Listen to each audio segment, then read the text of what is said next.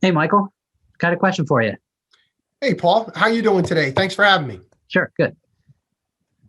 There's a lot of sales buzzwords out there, and two that we talk about at your revenue growth team Mhm. as essential in a sales organization are phrases sales enablement and sales engagement.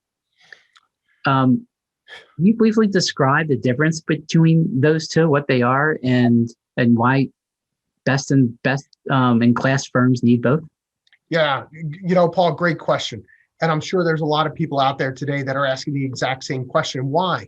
Because, as everyone's business pivoted and we went to more of an online platform, they're like, how are we enabling and engaging? And all of a sudden, those two phrases kind of got, mixed together. And to a degree, they are a little bit, but there are specific practices that need to happen on each side to allow your organization to be successful, to provide value to the client during the buyer journey. So, what do I mean by that? In sales enablement, you're really providing the tools to allow marketing, sales, customer service to have a successful relationship with a client. Conversely, when you're talking about sales engagement, it's a process, a methodology in what you go to engage with a customer. So when I'm talking sales enablement, an example I'll give our listeners out there today is sales enablement is when the marketing team will put something together to help us as we move people through the buyer journey. Sales engagement is when we sit down and we say, this is the process and the steps that we're going to work with them. So we may talk to someone if we're working within a CRM and they have an automated workflow within their tools. What would we do at this time? How many days do we wait and then we engage them again? And then how do we engage from there? And when I talk to companies, they're saying, I don't know if I want that because then my sales guys don't, connect with a customer.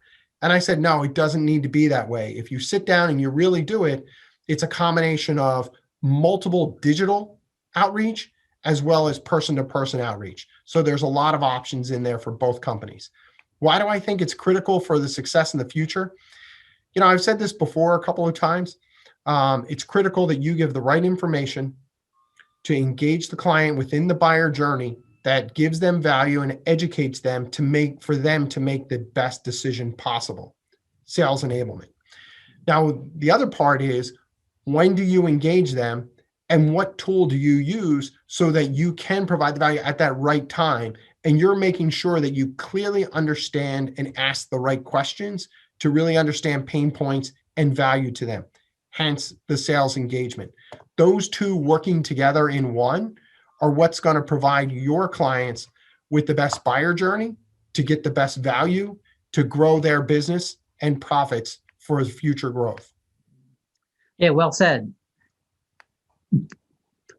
Both disciplines are really, really important. And if you're strong at one, weak at the other, it's just not optimized. You both have to be optimized. And Yeah. that's the point. And that's what we do here. That's how we focus on these critical areas, because at the end of the day, increase win rates. How do we do that?